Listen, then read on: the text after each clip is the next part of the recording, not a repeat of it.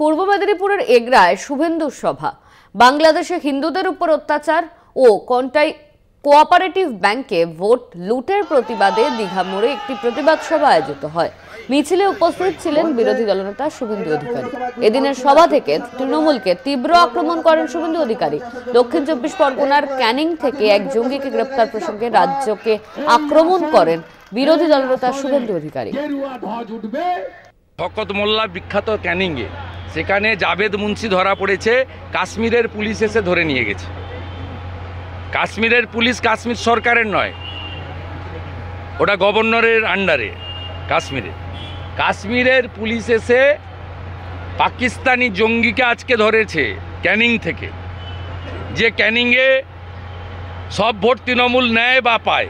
যেমন জেঠথানে গত লোকসভা ভোটে যেখানে লুট করলো ভোট, সেখানে 2টা ভোট সিপিএম পেয়েছে, বাকি সব ভোট তৃণমূল পেয়েছে।